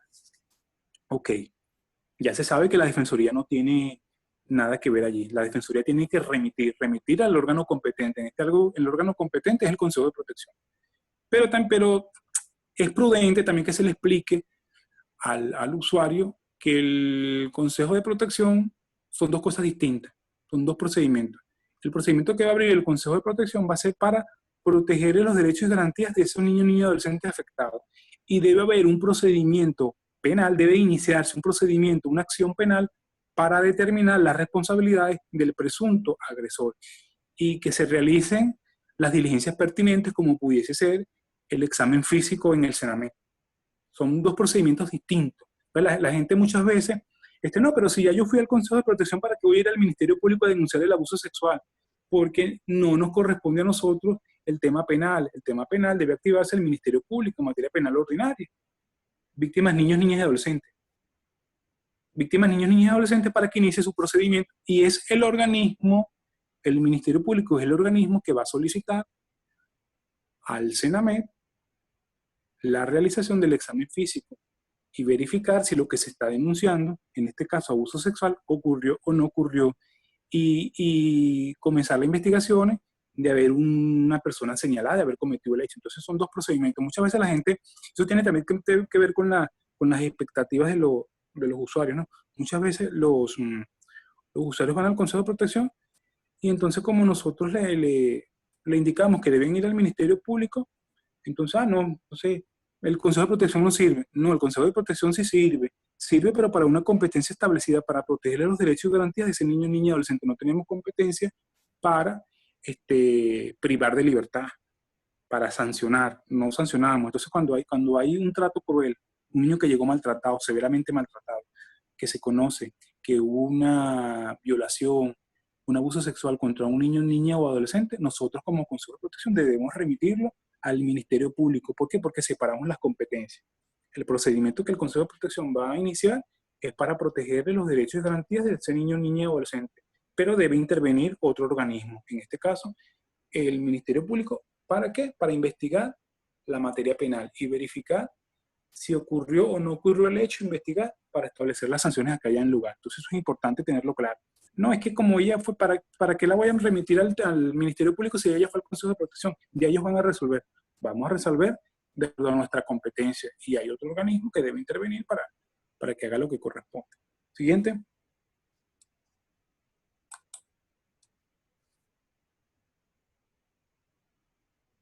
Uh-huh. 298. Efectúa el desistimiento. Cuando el procedimiento se haya iniciado a petición de la parte interesada, el desistimiento de acción no paraliza el curso del proceso. Si a su juicio del Consejo competente existen indicios o razones suficientes para continuar de oficio el procedimiento. El efecto del desistimiento. La persona va, acude al Consejo de Protección, coloca una denuncia. Muchas veces pasa. ¿Qué ocurre? Muchas veces pasa, entonces la gente se lleva la notificación. Se lleva la notificación, vino a denunciar un abuso sexual. Se llevó la notificación y se la llevó al agresor, a la persona notificada, al denunciante, porque eso ocurre. Generalmente las notificaciones las lleva el propio denunciante por un tema allí de que no hay posibilidades no hay mensajero, no hay, entonces termina. En raros casos solicitamos apoyo policial para que haga entrega efectiva de la notificación. Entonces, fíjense, la persona fue y denunció un abuso sexual. Los derechos son de orden público. Los derechos humanos son de orden público. Fue y denunció un abuso sexual. Fue y llevó la notificación y bueno, ella llegó a un acuerdo con el agresor, con el abusador, llegó a un acuerdo con el agresor y va al día siguiente a decir que va a retirar la denuncia. No es posible. No es posible que la denuncia se retire. Eso no es posible. No es posible porque los derechos humanos son de orden público y bueno, ya la autoridad competente tuvo conocimiento del hecho y así la persona denunciante desista, el Consejo de Protección tiene las posibilidades de continuar con el procedimiento, sobre todo cuando en los casos de abuso sexual y trato cruel y abuso sexual. ¿En qué casos pudiese el Consejo desistir? Bueno, a veces pasa. A veces pasa que hay problemas con los vecinos, problemas de convivencia, tratan de involucrar a los niños, hacen todo lo posible por involucrar a los niños en el problema de adultos. Uno en la entrevista uno lo sabe, pero la persona insiste y le abre el procedimiento. Le abre el procedimiento, pero uno ya sabe que ahí el problema es otro. El problema es otro y están tratando de involucrar a los chavos. Al día siguiente, la señora va y dice, bueno, no, que conversamos, nos pedimos disculpas, fuimos a resolución de conflicto, llegamos a unos acuerdos de no agresión, de no. Chévere. En ese caso pudiésemos nosotros perfectamente evaluar las circunstancias y bueno, sí, hubo ahí lo que había era un conflicto entre adultos y bueno, estaban intentando involucrar a los chavos para un poco beneficiarse, porque saben que el procedimiento en el Consejo de Protección es más expedito, es como un poco más severo, la gente se asusta, porque lo están acusando de violentar derechos humanos, de niños, niñas y adolescentes, entonces la gente ahí termina un poco como que asustándose y en esos casos también, pero eso es importante, el desistimiento. Un abuso sexual, no. Que la persona fue y no, que yo no quiero continuar con eso, no. Los derechos humanos son de orden público, el Consejo de Protección continúa. Artículo, duración del procedimiento. La tramitación y resolución, bueno, eso tiene que ver con la manera expedita y no burocrática que tiene el Consejo de Protección de resolver los asuntos en 15 días, en 15 días hábiles. Eso se traduce en 3 semanas. En 3 semanas el Consejo de Protección debería dictaminar una decisión administrativa, una medida de protección o que vaya dirigida a garantizarle los derechos a ese niño, niña o adolescente. O dicta medida o declara que no hubo amenaza o violación. Generalmente eso no ocurre. Generalmente se dictan las medidas porque generalmente hay alguna amenaza o violación. Entonces, en 15 días, pues es la naturaleza del organismo, expedito. Cuando hablamos de la desjudicialización y de redefinir la función judicial, se crea el órgano administrativo, para que de manera expedita, lo más rápido posible, dicte las medidas. En los 15 días, en procedimiento ordinario. 24 horas en procedimiento de emergencia, que lo vamos a explicar más adelante. Entonces, hay 2 vías para que el Consejo de Protección actúe. Ordinario, el artículo 300, 15 días hábiles, que se traducen en 3 semanas. Y hay el 296 que habla de las medidas provisionales de carácter inmediato, que dentro de las 24 horas del día de constatarse el hecho. Agotamiento de la vía administrativa. Contra las decisiones del Consejo de Protección, aquí, una persona es notificada de las medidas de protección, el artículo 305. Una persona es notificada de las medidas de protección, firma la medida, no está de acuerdo con la medida, considera que el Consejo de Protección se extralimitó, considera que el Consejo de Protección dictó la medida menos idónea, considera que el Consejo de Protección le violó sus derechos. Bueno, dentro de las 48 horas siguientes a haberse dado por notificado, tiene la posibilidad de consignar en sede administrativa en el Consejo de Protección un recurso de reconsideración. Un recurso de reconsideración en el cual pues manifieste, no tiene por qué ser una formalidad, incluso lo puede ser a mano, una hoja a mano, no, esas formalidades no. Y no tiene por qué estar asistido por un abogado. No, él como ciudadano perfectamente manifiesta las razones por las cuales no, argumenta las razones por las cuales no está de acuerdo con esa medida. El Consejo de Protección tiene, luego de haber consignado, tiene 5 días hábiles para dar respuesta a esa reconsideración. Tiene 5 días hábiles. En estos 5 días hábiles, el Consejo de Protección puede contestar. Puede contestar o para ratificar, o para modificar, o para revocar. Ratificar, revocar o modificar. O puede haber un silencio administrativo. Ese silencio administrativo se traduce en una ratificación de la medida.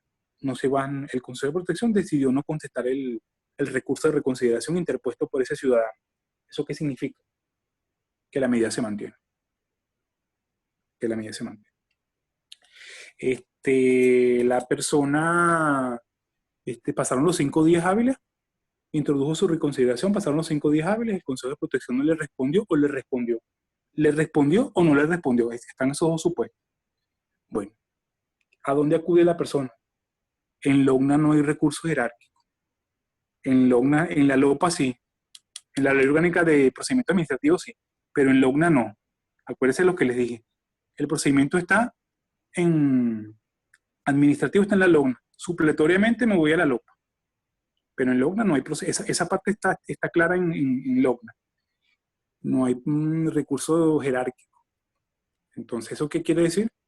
Que el Consejo de Protección está adscrito a la Dirección de Desarrollo Social, en el caso de Sucre. Entonces me voy a quejarme con el director de Desarrollo Social, para que el director de Desarrollo Social violente la autonomía del Consejo de Protección y le ordene al Consejo de Protección modificar la medida, ratificarla o revocarla. No, eso no es posible. Eso no es posible. No hay recursos jerárquicos. Me fui para donde el alcalde. Pero ¿cómo? Si es la máxima autoridad. El principio de autonomía no permite que eso ocurra. Entonces, ¿qué puede hacer ese ciudadano? No hay recursos jerárquicos, no me puedo ir a quejar donde el alcalde, no me puedo ir a quejar donde el director de desarrollo social, no me puedo ir a quejar en la sindicatura. Bueno, hay un recurso. La acción de disconformidad. La acción de disconformidad que se consigna 20 días posterior al recurso de consideración. Reconsideré, no me respondieron, pasaron los 5 días, tengo 20 días ¿para qué? Para solicitarle al Tribunal de Protección la intervención y que sea el Tribunal de Protección el que intervenga y resuelva la situación. ¿Qué va a hacer el Tribunal de Protección? Va a verificar el procedimiento y va a ratificar, revocar o modificar la medida de protección. Pero en LOGNA no hay recursos jerárquicos. No está de acuerdo con una medida, acuda a la instancia judicial. Es la posibilidad que usted como ciudadano tiene de tener acceso a la justicia y que se le resuelva su situación, su solicitud. El 307. Ese no lo tenemos allí, Wilber, no lo tenemos. 307. La acción judicial contra las decisiones del Consejo de Protección y los consejos municipales de derecho, ojo, la acción de disconformidad se introduce, se consigna por decisiones del Consejo Municipal de Derecho y del Consejo de Protección. Caduca los 20 días. Si yo en 20 días, luego de haberme dado por notificado, luego de haber considerado dentro de las 48 horas, luego de haber esperado los 5 días de reconsideración, tengo 20 días. Si en 20 días eso no lo he consignado ante el tribunal, pues bueno, ya no tengo la posibilidad de interponer. Entonces, no sé, Wilber, ¿cómo haríamos? Porque Por acá estamos. entiendo. Ajá. Ok, nos corresponde ahorita un break para volver a la segunda fase de la ponencia del día de hoy. Tenemos unas preguntas por acá, no sé si quieres responderlas brevemente y así cerramos el ciclo. ¿Cómo vamos de tiempo? Vamos bien, ¿verdad? Sí, bueno, estamos 10 minutos pasados del break de media hora. Uh-huh. ¿Qué hacemos? Vamos a responder, 10 minutos para responder. Excelente. Y así empezamos la segunda fase desde cero. Desde cero. Correcto. De la señorita Gerlinda García. Si la violación de ese derecho es por el colegio de un municipio distinto a la residencia del niño, niña, adolescente, ¿qué municipio le corresponde? Donde resida. Eso es independientemente de donde reside. Los denunciados, los señalados van a tener que dirigirse al Consejo de Protección donde ese niño vive. Ok. Y si los derechos del niño fueron amenazados, pregunta Rosa, en su colegio que está en Baruta y el niño vive en el Hatillo, ¿es donde es atendido? Es una pregunta, esa es la misma pregunta. Donde vive. Siempre va a ser donde vive, salvo que se desconozca donde vive, ojo, salvo que se desconozca, o que sea una situación de emergencia, porque hay colegios que, por lo menos en Chacao hay una particularidad, que el Consejo de Protección queda casi que al frente del colegio, de un colegio. Entonces, la mayoría de esos niños de ese colegio viven en otro municipio, generalmente en Sucre. Entonces, ¿qué hace el colegio? Interviene y remite. Hace ahí como una contención. Hace la contención y remite. No es que el Consejo de Protección se va a hacer la vista gorda, no, que no tengo nada que hacer allí. No, interviene en una situación puntual y remite. Excelente, muchas gracias. Y la última pero el caso lo debe atender el Consejo de Protección donde reside. Muchísimas gracias. De la última pregunta que tenemos por acá pendiente, la señorita Gerlinda García, ¿ante quién se presenta el recurso de consideración? Ante el Consejo de Protección, porque lo que les decía, no hay recurso jerárquico, en LOGNA no hay recurso jerárquico. Ante el cuerpo de consejeros, ante los 3 consejeros que firmaron la medida. Recuérdense que la medida tiene que tener, para que tenga validez, tiene que estar firmada por 3 consejeros. Ok, bueno, finalizamos entonces. Ante esos 3 consejeros que dictaron la medida. Entiendo que hay unas preguntas por chat, Willer. Esas son las que estoy haciendo. Esas son las que estoy haciendo. Okay. Correcto. Aquí, ok. Y para complementar esa pregunta, la señorita Gerlinda acaba de escribir, ¿y los recursos administrativos que se pudieran presentar deben ser presentados ante el municipio donde resida? Ante el municipio, es que la reconsideración va dirigida a que se revise la decisión, la medida de protección. Entonces, claro, tiene que para introducir una acción de conformidad, una reconsideración para consignar, debe haber un procedimiento administrativo en el Consejo de Protección donde reside el niño generalmente. Ok, muchísimas gracias. Bueno, por el momento no tenemos ninguna otra pregunta pendiente. Pues vamos a dar un break de 15 minutos para continuar entonces a las 11 en punto a través del segundo link que tiene. Perfecto. ¿Cómo no? Nos vemos en breve. Chévere.